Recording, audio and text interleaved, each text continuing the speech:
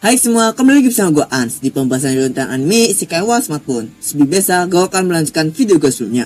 Jadi kalau ada yang ketinggalan video gue sebelumnya, kalian bisa tonton terlebih dahulu, tentu di channel gue ini. Atau kalian bisa klik aja link playlist yang sudah gue tulis di deskripsi.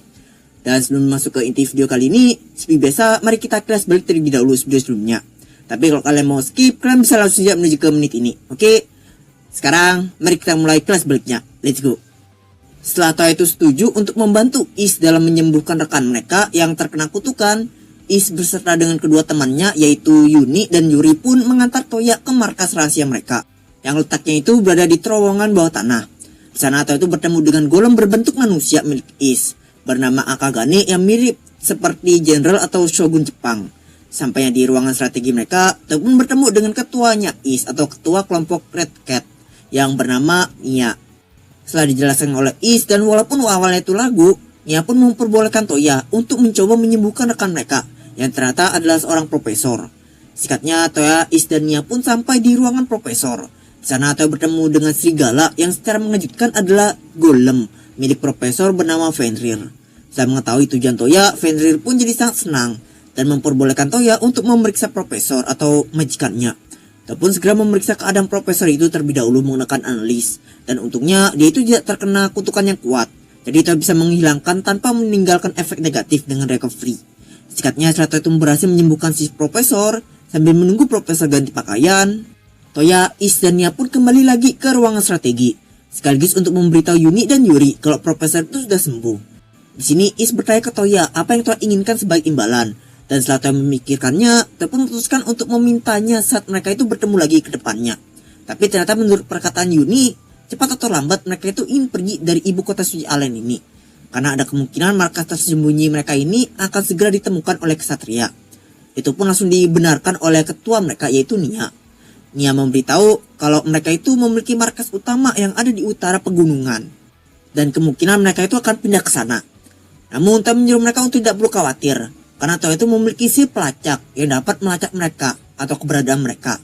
Dan Toya yang bisa menggunakan berbagai sihir, Nya pun meminta Toya untuk diajarkan sihir. Tapi dengan segera Toya langsung menolaknya. Karena Toya takut keputusannya itu untuk mengajari Nya sihir itu tuh salah. Kemudian profesor pun muncul bersama dengan Fenrir. Dia lalu berterima kasih pada Toya dan memperkenalkan dirinya sendiri yang bernama RK Patrasce. Bila Profesor RK yang sudah baikan, Nya pun langsung menanyakan tentang proses perbaikan golemnya yang bernama Rook. Namun sayangnya mereka itu kekurangan bahan untuk memperbaiki golemnya Nya itu, terutama untuk bahan orikalkumnya. Di saat yang lainnya itu kebingungan untuk mencari cara untuk mendapatkan orikalkum, Toya pun tiba-tiba menyeletuk dengan memberitahu mereka kalau Toya itu memiliki orikalkum yang mereka cari. Toya pun menunjukkannya ke mereka dan Profesor RK pun langsung memeriksanya menggunakan sebuah benda.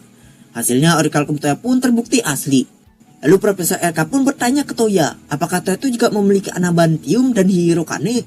Toya pun menjawab kalau Toya itu punya. Dan sekali lagi Toya pun menunjukkannya kepada mereka. Yang sekali lagi itu tuh langsung diperiksa lagi oleh Profesor RK dan terbukti asli. Dengan cepat Is pun meminta ke Toya agar Toya itu mau menjualnya ke mereka.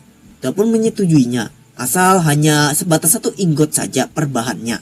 Dan Toya yang bisa dengan mudah menjual bahan-bahan langka itu ke mereka. Nya pun berpikir kalau Toya itu adalah anak dari seorang bangsawan kaya. Tapi sebelum mereka itu bisa merayakan hal ini, salah satu dari anggota mereka pun masuk ke ruangan strategi. Dia dengan panik memberitahu kalau markas mereka yang ada di pegunungan utara itu akan segera diserang oleh Ordo Ksatria. Nya mendengar itu pun sontak sangat kesal. Nya bertanya ke Is apa yang harus mereka lakukan. Dan menurut Is, setelah dia itu melihat situasi mereka sekarang, pilihan terbaik mereka saat ini itu adalah meninggalkan anggota mereka yang ada di markas itu. Nya mendengar ini pun langsung memukul meja dengan sangat kesal. Sebab dia itu tidak ingin meninggalkan rekan-rekan mereka. Tersentuh karena sifat Nya itu yang mencerminkan seorang ketua, Toya pun memutuskan untuk membantu mereka. Setelah mendengarkan itu, Is pun dengan segera menyuruh Yuni untuk mempersiapkan pasukan mereka. Di sini setelah melihat Toya yang bisa memakai beragam sihir dan memiliki bahan-bahan langka, kini Nya pun mengira kalau Toya itu adalah golem legasi tipe mahkota. Profesor RK menjelaskan ke Toya kalau golem tipe mahkota itu adalah golem yang paling kuat jika dibandingkan dengan tipe lainnya. Golem Nya yaitu Rook juga salah satu dari golem mahkota. Hanya saja Rook Nya itu berhasil dikalahkan oleh golem mahkota lainnya. Setelah semua pasukan Red Cat sudah berkumpul, Toya lalu mendapatkan sebuah ide untuk menyelesaikan masalah ini tanpa melawan Ordo Ksatria. Yang dimana Toya itu berencana akan memindahkan anggota Red Cat yang ada di markas pegunungan utara mereka itu ke markas ini. Lalu setelah itu Toya akan menghancurkan markas di pegunungan utara mereka itu untuk menghapus jejak mereka. Setelah Toya berkonsultasi mengenai rencananya itu dan mendapatkan izin dari Is, sikatnya Toya bersama dengan Nia dan Akagane pun pergi ke markas pegunungan utara. Sampainya di sana, Nia pun langsung memerintahkan anggotanya untuk memasuki gate. Dan setelah semuanya itu sudah masuk, Toya pun mengucapkan salam perpisahan kepada Nia. Nia pun berterima kasih ke Toya atas bantuannya Toya dan berjanji akan menunjukkan Ru ke Toya di pertemuan berikutnya. Karena nggak mau kalah, Toya pun berjanji juga akan menunjukkan Flame Gear ke Nia. Lalu setelah Nia, Akagane dan anggotanya itu sudah melewati gate, Toya pun langsung menghancurkan markas Red Cat menggunakan sihir api Mega Explosion. Kemudian Toya pun pergi ke tengah hutan untuk menghindari para Orde Kesatria. Di sana Toya lalu membuat lingkaran sihir untuk memanggil ribuan burung summoner dengan tujuan untuk melengkapi aplikasi petanya. Setelah sudah, Toya pun terbang tanpa arah hingga malam pun tiba. Dan di saat Toya itu terbang, Toya tanpa sengaja menemukan kota kasino. Karena Toya memiliki ketertarikan untuk mencoba, Toya pun memberanikan dirinya untuk masuk dan mencobanya. Hingga akhirnya Toya pun berhenti karena kalah banyak pada pagi harinya. Berkat pengalaman ini, Toya pun akhirnya mengetahui betapa mengerikannya kasino. Lalu Toya pun membuka gate-nya ke dunia dewa dan kembali lagi ke dunia baru. Dan begitulah kilas balik dari video sebelumnya. Kalau kalian mau lengkapnya, kalian bisa langsung gas aja video ini. Oke, sekarang tanpa berbasa-basi lagi, mari kita lanjutkan ke inti video kali ini. Oke, let's go. 3 hari pun telah berlalu semenjak Toya itu kembali dari ke dunia kebalik. Setelah Toya itu memberikan souvenir kepada semua tunangannya, Profesor Regina Babylon dan Lin, mereka itu jadi tidak pernah keluar dari laboratorium. Begitu juga dengan Lindsay dan Fam. Mereka bahkan sampai mengasingkan diri mereka sendiri di perpustakaan. Tapi entah kenapa, dengan alasan apa, sekarang Rosetta dan Monica itu bersama dengan para robot mini itu tuh sedang ada di garasi. Mereka berdua masing-masing itu saat ini sedang memegang robot mini sambil bergumam gitu. Membandingkan antara mereka, si robot mini dengan golem yang sudah Toya ceritakan kepada mereka. Para robot mini yang tidak tahu apa-apa, begitu mereka dilepaskan oleh mereka berdua, para robot mini itu pun langsung berlari dengan gelisah ke frame gear yang saat ini tuh sedang dibuat. Frame gear itu adalah frame gear milik Yumina. Yumina saat ini tuh berdiri tepat di samping Toya sambil melihat perkembangan frame gearnya itu. Kini prosesnya itu sudah mencapai 60%. Toya bertanya ke Yumina apakah dia itu sudah memikirkan nama untuk frame gearnya itu. Yumina pun menjawab kalau dia itu sudah memikirkannya. Dan dia akan memberikan nama ke frame gearnya itu dengan nama Brunhilde. Nama yang sama seperti nama negaranya Toya. Toya pun bertanya lagi kenapa dia itu menamainya sama seperti nama negara. Yumina pun menjawab karena nama itu adalah nama satu-satunya yang tersisa dari nama ke-9 Valkyrie. Fun fact, ternyata nama-nama dari frame gearnya tunangan Toya itu tuh semuanya diambil dari nama ke-9 Valkyrie yang ada di opera musikal The Ring des Nibelung milik Richard Wagner. Di situ nama-nama dari Valkyrie-nya itu pertama ada Brunhild, Gerhilde, Ortilande, Waltru, Sweetlight, Helmwing, Sigrun, Grimgirde, dan Rosewise. Benar-benar persis seperti nama ke-9 frame gear tunangannya Toya. Karena ya memang mereka ngambil dari situ. Dan dari ke-9 nama Valkyrie itu yang tersisa cuma Brunhilde saja. Makanya Yumina memakai nama itu. Brunhilde Yumina ini rencanakan sebagai frame gear yang dibuat khusus untuk pertempuran jarak jauh. Maka dari itu Brunhilde ini nanti akan dipersenjatai dengan sniper untuk menembak dari jarak jauh. Dan 4 fragarat atau pedang terbang yang berfungsi untuk senjata bantuan dalam melawan monster kristal kelas menengah. Armornya diberi warna perak dan memiliki fungsi yang dapat membuat Brunhilde itu mampu untuk menyamarkan dirinya sendiri dari lingkungan di sekitarnya. Karena armornya itu sudah dilengkapi dengan Seer Stealth. Namun menurut Toya armor ini itu memiliki efek samping, yaitu warnanya yang mencolok. Tapi menurut Yumina itu malah sebaliknya. Yumina malah oke-oke aja. Berkat dari fungsi stealth ini, frame gear Yumina ini sangat direkomendasikan untuk misi rahasia. Dan karena semua frame gear pribadi para tunangan Toya itu sudah dibuat, selanjutnya yang akan dibuat adalah milik Toya. Bahkan rencananya itu kekuatan frame gear pribadi milik Toya ini akan jadi OP. Gimana tidak OP, semua pengetahuan atau kekuatan khusus milik frame gearnya para cewek-ceweknya Toya itu tuh akan diaplikasikan ke frame gearnya Toya. Contohnya seperti kemampuan dalam menggunakan sniper atau jarak jauh milik Brunhilde Yumina, kemampuan pertempuran tangan ke tangan milik Gerhilde milik Ilse, kemampuan pertahanan milik Ortilande Su, kemampuan dalam pertempuran gerilya milik Waltrolu, kemampuan berpedang milik Sweetlight Yae, kemampuan bertempur di udara milik Helmwingnya Lindsay, kemampuan dengan pedang dan perisai milik Sigrunnya Hilda, kemampuan dalam menggunakan senjata berat milik Grimgear Delin, dan kemampuan pendukung milik Crosswise milik Sakura. Semua kemampuan itu nanti akan dimasukkan ke dalam frame gearnya Toya. Di sini belum dijelaskan apakah 100% ditiru atau tidak. Cuman singkatnya, frame gear Toya itu nanti adalah gabungan dari ke-9 frame gear tunangannya. Sebenarnya Toya tuh nggak perlu amat punya frame gear pribadi. Bahkan dengan kekuatannya saat ini, Toya masih bisa bertarung sendirian melawan monster kristal kelas lanjut. Tapi karena ada kemungkinan kedepannya itu akan ada beberapa kelas lanjut yang muncul secara bersamaan, terutama ketika penghalang dunia itu sudah menjadi lemah, hingga dapat dengan mudah dirobek oleh monster kristal, pembuatan frame gear Toya itu dirasa tidak akan menjadi sia-sia.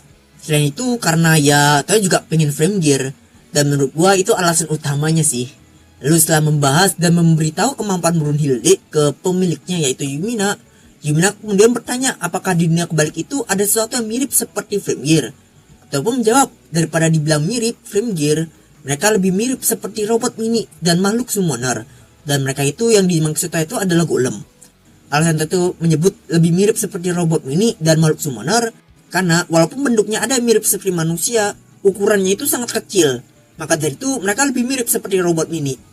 Dan mereka juga memiliki bentuk yang seperti hewan, yang membuat mereka itu juga lebih mirip seperti makhluk summoner. Kemudian mereka juga bergerak sesuai perintah, dan ada beberapa yang memiliki kemampuan aneh seperti sihir. Makanya golem itu lebih mirip seperti robot mini dan makhluk summoner. Setelah mendengarkan deskripsi golem dari Toya, Yumina pun jadi penasaran dan ingin melihat mereka. Mendengar itu, Toya pun berjanji akan mengajak semua tunangannya untuk berkeliling kota di dunia kebalik. Dengan perasaan yang senang, Yumina pun tersenyum sambil merangkul lengan Toya. Lalu singkat cerita, setelah pertemuan aliansi Timur Barat selesai, para pimpinan pun mulai mengadakan pertandingan persahabatan antara kerajaan Ksatria Restia dan kekaisaran Regulus dalam permainan bisbol. Semua pimpinan melihat pertandingan ini, kecuali Pos Ramisu dan wakil negara Rodomea. Mereka lanjut menikmati fasilitas dan hidangan yang dilayani oleh tunangan Toya di istana.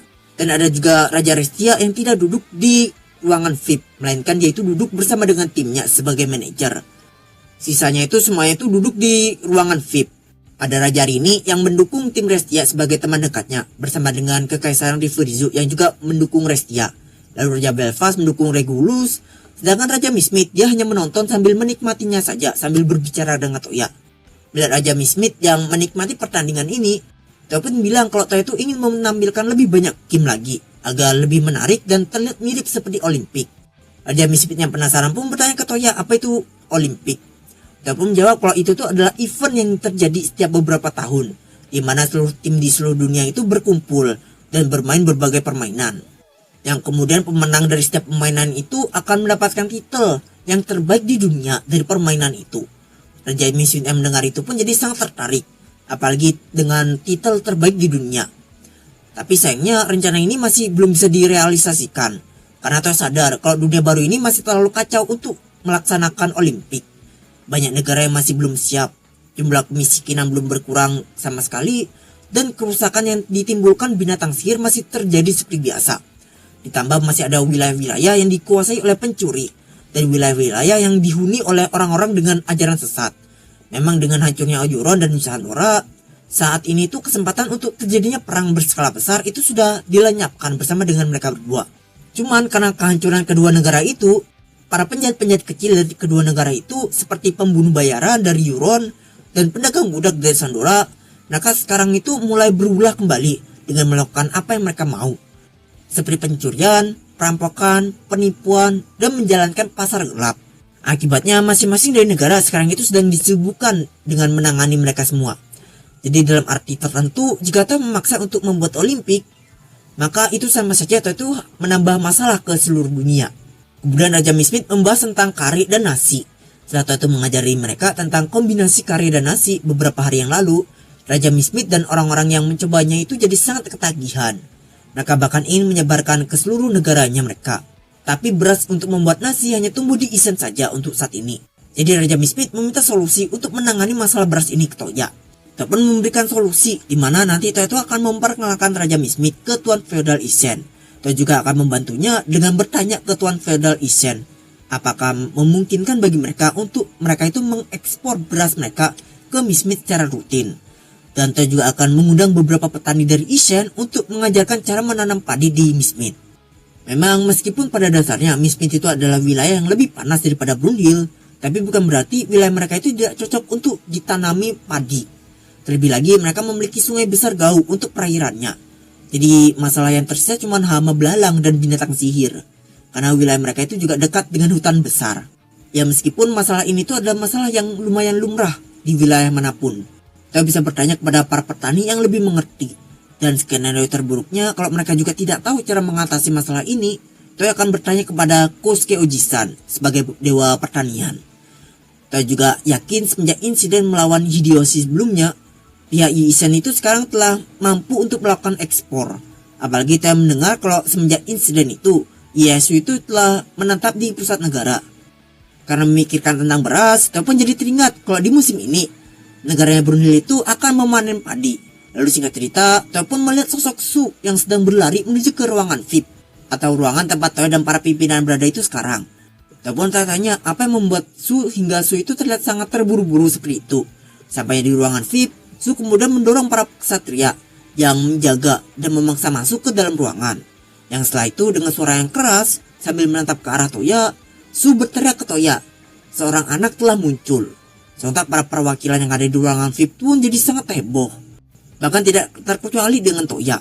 Mereka semua mengira kalau Su itu lagi memberitahu kalau dia itu telah punya anak. Toya sampai bingung dan dibuat bertanya-tanya bagaimana bisa. Bahkan Toya itu belum pernah menyentuhnya. Hingga akhirnya kesalahpahaman itu pun berhasil diluruskan kembali. Setelah Su itu melanjutkan perkataannya lagi, di mana ternyata ibunya lah yang telah mengandung anak dari ayahnya. Dan dia ingin memberitahukan ini ke Toya karena dia itu sangat senang. Karena dia akan segera mendapatkan adik perempuan atau laki-laki. Dan mendengar itu pun langsung bernafas lega karena hampir saja Toya itu kena kasus. Kemudian Raja Belfast pun mendekati Su dan bertanya untuk mengonfirmasi apakah berita itu benar. Su pun membenarkannya. Su mendapatkan kabar ini dari Dr. Raoul melalui Gate Mirror, dokter istana kepercayaan di istana Belfast, sekaligus karakter yang dikat di versi animenya. Makanya kalau di versi animenya itu nggak ada nih Dr. Raoul, tapi kalau di versi WN atau manganya itu ada. Bahkan di lainnya juga ada. Karena yang memberitahukan kabar ini adalah Dr. Raoul, maka berita ini adalah berita asli. Yang ini menandakan kalau Raja Belfast akan mendapatkan keponakan baru. Jika adiknya Su itu adalah laki-laki, maka dia pasti akan menjadi penasihat utama Pangeran Yamato, adiknya Yumina, sebagai raja berikutnya. Namun di balik berita yang menggembirakan ini, Toya malah jadi takut kalau ini tuh hasil dari artifak Blessing of Life yang diberikan ke Toya oleh Ratu Efrau. Dikatakan kalau artifak itu dapat membuat wanita yang memakainya itu jadi lebih mudah hamil. Awalnya Toya nggak percaya dan menganggap kalau itu tuh cuma artifak palsu.